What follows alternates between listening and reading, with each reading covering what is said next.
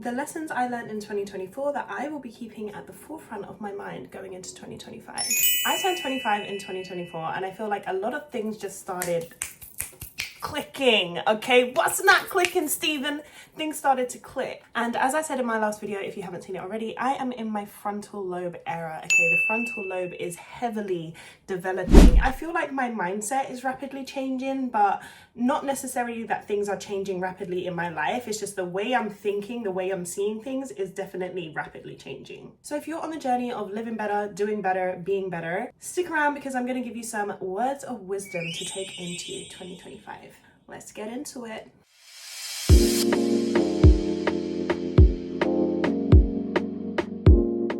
Number one is that nobody is coming to save you. I did say this in one of my previous videos, but I just think it's almost like a harsh truth, you know, like nobody is coming to save you. Nobody can do the work for you.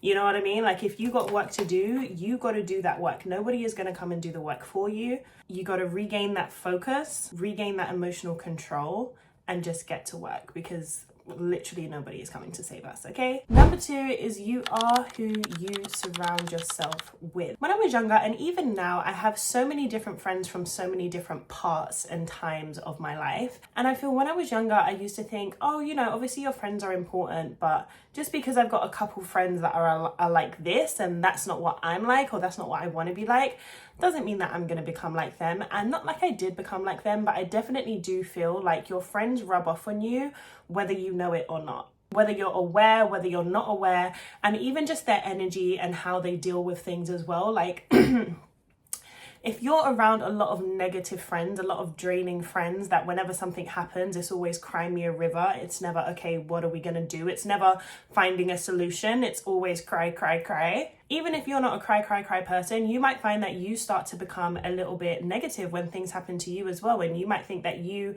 subconsciously start to kind of pick up on those same vibes and the same way of dealing with things. So honestly, if you do have people like that in your life, it's not like you need to completely cut them out, but you just need to set some boundaries, okay? Where you're not with them the majority of their time, or they're not the friends that get the most of your energy, because you don't want that to rub off on you as well. And I did mention this in I think one of my first videos, but in 2020, I wrote down in my journal that I wanted to meet more business women that were ahead of me, that were further in their career, that had a bigger business, etc. Because at the time I had my own business, but I didn't have a lot of friends that also had their own business, and definitely not a lot of friends that had their own business and had been doing it longer than me or had bigger businesses than me. So it was really important for me to find friends that I could be inspired by, that I could learn from, that could kind of help push me to the next level as well. And next year I stumbled into Mexico. I was meant to go for a month, ended up staying for like 4 months, and I met 3 amazing women. One of them I knew already, Bammy. I'm probably going to shout her out in a lot of these videos, but 245, if you guys know,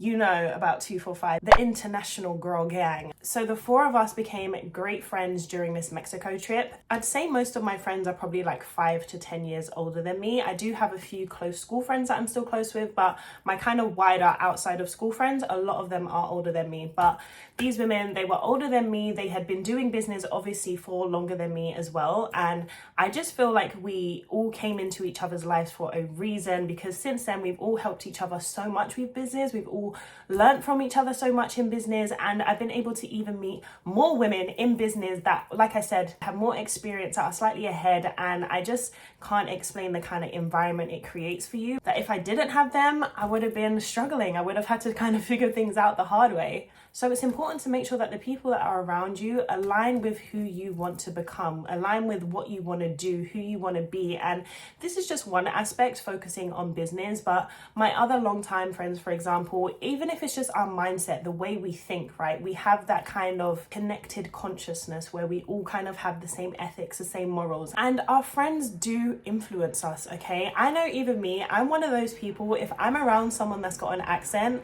I'm gonna start just picking up their accent and putting things into my own lingo. Like, I know me heavily. I get inspired, I get influenced by my friends, and you wanna make sure that those influences are good influences that are actually gonna make your life better. Number 3, it's okay to go back to the drawing board and start again. This is something that I definitely went through last year because I was kind of figuring out what I wanted my personal brand to be. If you guys don't know, I am a personal trainer and online fitness coach. I have a company called Weight Wanters, and we specifically help women gain healthy weight. And whilst this is almost like my first love, my baby, I'm so proud. I'm so proud of all the work and how many women that we have really helped transform their life, transform their confidence, transform their weight.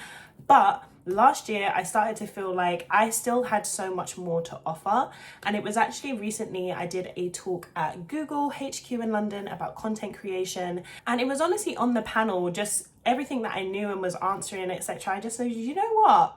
There's a lot going on in this little brain, you know, like there is a lot more to just being a fitness coach, that with other experience and things that I've done over the years, that I feel like I need to start putting those talents almost out into the world as well. So it was something that has taken me a long time to think about how that change is actually going to look for me, what I kind of want my personal brand to be, what I want to now focus on career-wise, because after basically being my own boss and having my own business since I was 18, for the first time ever, I'm actually now looking for an employment job as well. And I'm still going to keep my business because besides the content creation, I have an assistant coach, I have an assistant. So things within our coaching app can run without me. But I have such a passion for marketing and managing and bringing ideas to life that I really now kind of want to look into working within an advertising and marketing agency as an account manager, as a PR manager, because that's a creative way that I feel like I'll be able to put all my other talents and knowledge that I have built up over the years into something else. And honestly, it just becomes from me, one, being an overachiever. I just always want to do more. But like I said, just realizing that I also have other passions besides just being a fitness coach. And even though never in my life did I ever thought that I would want to work for anyone ever again, having my own business now as well, it's like I don't want to necessarily create another business. I just want to put all my knowledge into something and get paid for doing that, which is, like I said, why I want to go into the marketing and advertising role. And it's also still in the creative industry, so it's not so corporate, if you know what I mean. But this literally took me like the whole of 2024 to figure out, and I can be a bit impatient. Like I can have an idea for something or want to change something and kind of want to see that change immediately, or like, okay, I thought of this, now let's get it done. And it really was frustrating at times because I was just like, I know I want to do something different, or I know I want to do more, but I just don't know how that looks, or I don't know what that looks like. But it's okay at whatever age. I'm 25, it's okay to do it at 35, it's okay to do it at 40, it's okay to do it at 60. Like anytime you can start again. And that is honestly the beauty of life. Every day is a new opportunity for you to start again. Like if you want to completely change who you are tomorrow, you can do that. You have the power to do that. Just do it. Number 4 is routine. Now, this one is one I already knew, okay? But last year, I feel like because last year was a little bit shaky for me, I definitely realized when I was out of routine, things were just not slick, okay? Things were just not smooth. And I felt it mentally as well. I just felt like things were a bit of a mess. So last year more just reinforced for me the importance of routine, especially morning routines. I am someone that lives for a morning routine. I love my morning routine. I feel like it really, really does set me up for a good day and puts me in the mental space I need to be in to do what I got to do. Especially when, you know, when sometimes you just wake up and you're just not really feeling it. Maybe you feel a bit tired. Maybe it's coming up to that time of the month. You're just not really feeling things. Like my morning routine, no matter how I initially woke up feeling, puts me in the mood to get to work, to do what I gotta do, whatever that may be. If you're trying to level up your life, if you're trying to become someone different, it is all in your routine. Like it's all in the details, okay? Like the little things you're doing every day to reach to that person, to get to that goal. And I feel like a lot of people think that routine means that your life is very rigid, there's no flexibility, but I honestly feel like it's the opposite. I feel like having that routine gives you the flexibility because you know what's going on, you know what you got to do, so you can switch things around if you need to, you know, but you've got that routine so you know what's going on, rather than just spontaneously putting things in your calendar, not really thinking about it, and then before you know it, you've got a whole week of events or plans booked when you also had a deadline coming up. So to be that girl, you most definitely need to have a routine. I might actually do a video on my current morning routine, what that looks like for me, so comment down below if you want to see a little bit of that. One of the next lessons I learned is food really is your fuel. Now, as a personal trainer, this is of course something I knew, but I feel like I really experienced it for myself last year in 2024, because being a personal trainer, yes. However, as I said, I have an online coaching company that helps people gain weight, and I created this company from personally going on a weight gain journey and really struggling to gain weight. So I've never been someone that necessarily watches what they eat. Like, I've always eaten relatively healthy anyway. There was definitely a part when I was trying to gain weight where I was just trying to focus on junk food, but in general, my appetite is pretty balanced, it's pretty healthy. I get my veg in, I get my protein, etc. But I feel like last year, again, in the frontal lobe era, first of all, last year, I did not get sick. There were a couple times I nearly got sick, like I felt myself getting sick, and I thought that illness back. And how I did this was literally through food and through things that I was ingesting. So of course, I'm Caribbean, guys, so whenever you get sick, a ginger, honey, and lemon with some hot water, yeah, that's gonna go down a treat. I was having that. I was making sure that the food that I was eating was really nutrient dense, and I literally felt this food like fighting off the illness. A change that I noticed last year as well, for me, around that time of the month, I get really, really tired and really emotional. Like, oh my God. If you know me, I am pretty good at keeping my emotions in check and staying really rational, but oh, honey, when I am due on, everything goes out the window. I'm just a completely different person emotionally.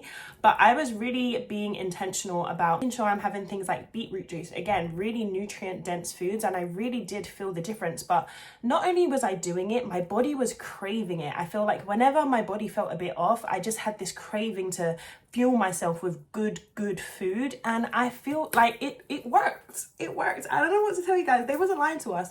Food is really your fuel. Okay, so like I said, if you're someone that gets sick a lot of the time, start focusing on what you're actually consuming. If you're someone that has really bad periods, again, start focus on what you're actually consuming during that time, because you can really take control. Like I said, there was like 2 times last year where I really felt myself getting sick, and within like 2 days I was feeling fine again. Like, it never fully manifested into a full illness. So it's possible. Becoming that healthier, better version of you, food is definitely something that you need to be focusing on. Which brings me on to my next lesson, which is you are what you consume, okay? And this time I don't just mean food, I mean everything. I mean the music, the podcasts that you listen to, the TV shows that you watch, just the things that you are taking in, your social media feed, like all of these things that we consume so much information these days.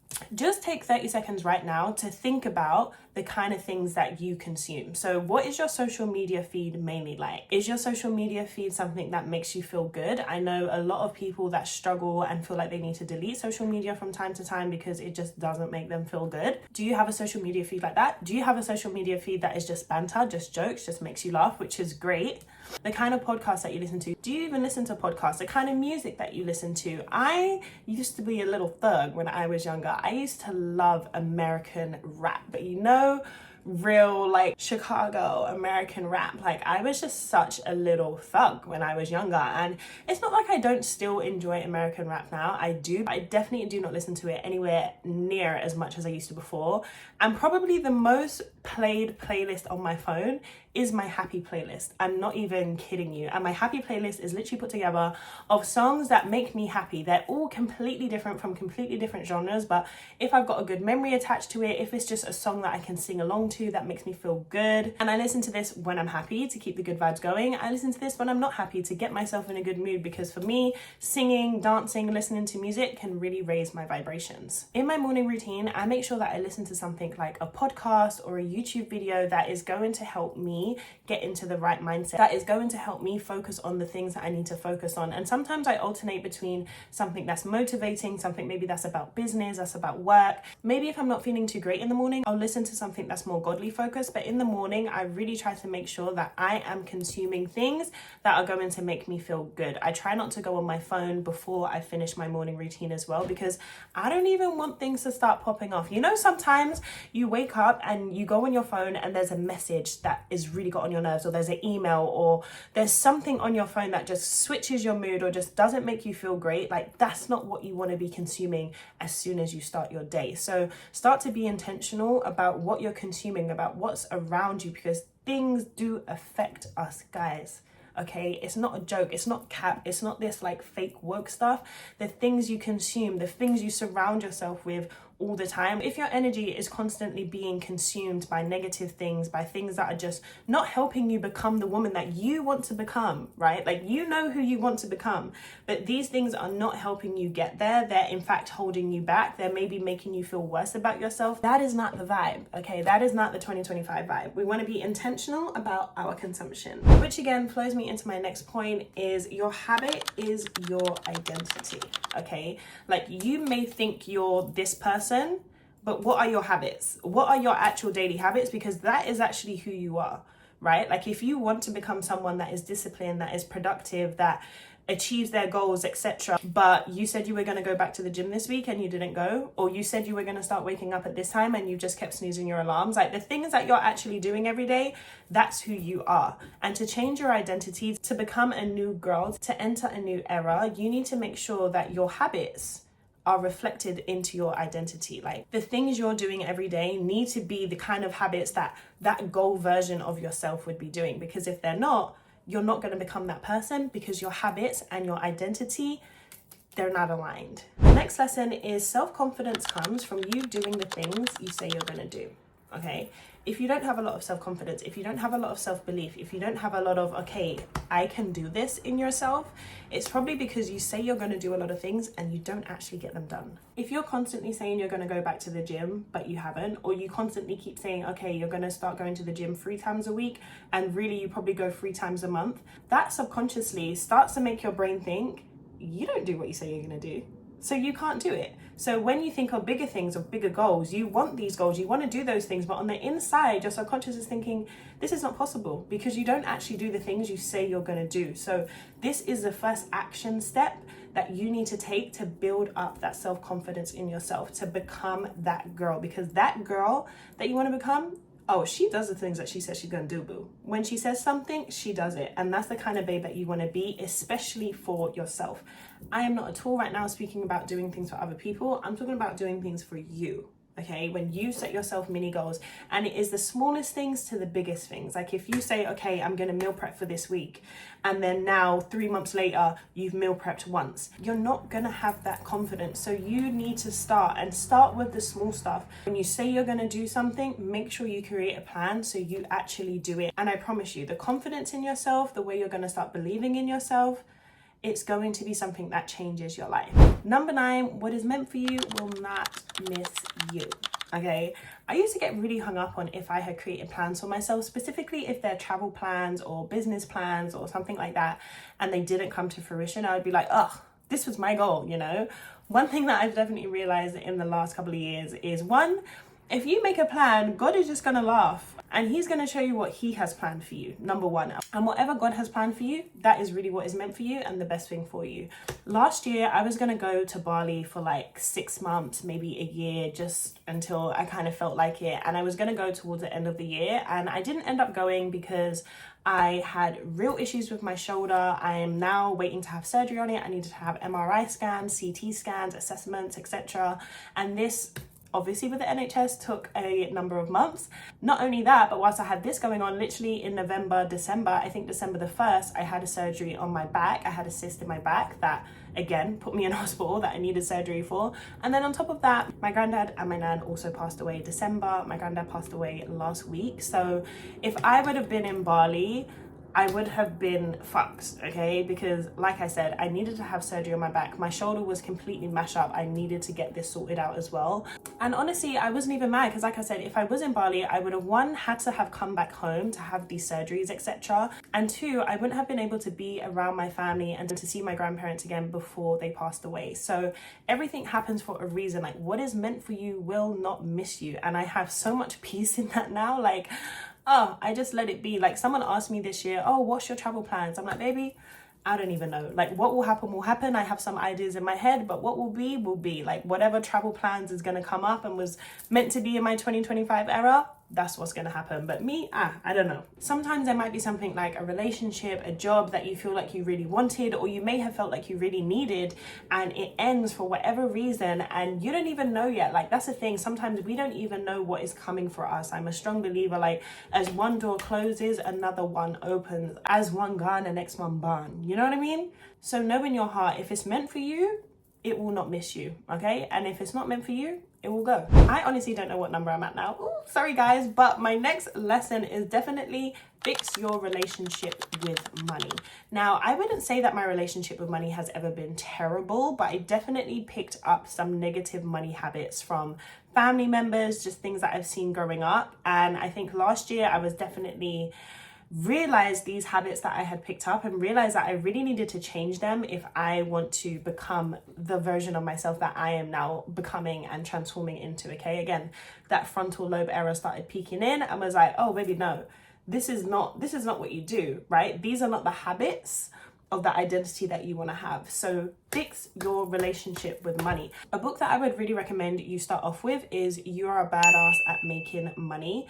I think it just really simplifies kind of negative traits that you can have with money and how to fix that. And it's a really, really easy read. But especially if you are trying to level up, if you are trying to become a different, new, better version of yourself, your relationship with money is really important. So don't avoid it, don't hide it, don't put your head in the sand, fix it. I'm going to give you a couple more lessons because it seems to be a long video forming up now, but your environment can trump a lot of things, okay? Like if your environment, if where you're living right now is not doing it for your soul, you need to make it a priority to change that environment, because even if you're able to fight it, even if you're able to push through, like the fact that that is just something that you have to deal with, because that's energy, right? Like if you're in an environment that stresses you out or you're with people that stress you out, you even dealing with that is taking energy from you, okay? So even if there are days where, okay, you just push through, you just get on with it, etc., that is taking your energy and that can be draining. There's only so much you can do when you're in a particular environment. So if you have the power to, if you're able to change that environment, if you don't, make it a priority to change your environment, because when you're in that new environment, all the energy that you was giving to just push through, to deal with whatever is going on in your environment, you can be putting that energy into becoming that version of yourself. You can be putting that energy into your goals. I promise you, your environment can be stronger than our will, okay? And my last lesson from 2024 is giving up your control is whack. Okay, and what I mean by this is when you're in situations, when things happen to you and you react and feel like you can't control how you react, okay? No, that is giving up your power and that is whack. We cannot always control the things that happen to us, of course, right? It's not possible. But let me tell you something, you are 100% of the time in control of how you respond to those situations. Whether you feel like you are or you're not, trust me, you are, okay? So even when you decide subconsciously to give up your control and to react however way you want to react, maybe react without thinking, without any logical thought process behind it, like, believe me, girl, you are in control. So when those things happen to you in life, just please take a second to think, okay, this is some shit that's happening to me right now, but I'm in control in how I respond and how I deal with this. Keep your emotions in check and please keep logic in the room. This is something that is easier said than done. It takes so much practice, but I promise you, remembering that you're always in control, you're gonna be able to be real with yourself, because sometimes we're not really real with ourselves, okay? Sometimes we feel like we're the victim, but like, no, you decided to react that way. You decided to respond that way. Instead of finding a solution, instead of pivoting, instead of doing XYZ, you decided to do what you did, okay? So remember that you are in control and giving up that control is whack. So my lovely ladies, I hope you enjoyed my little lessons from 2024. Let me know in the comments if you resonate with any of them down below. And if you are new here, make sure you subscribe and join the tribe, because we are here to grow, to level up, to be better, to do better, to live better. Mwah.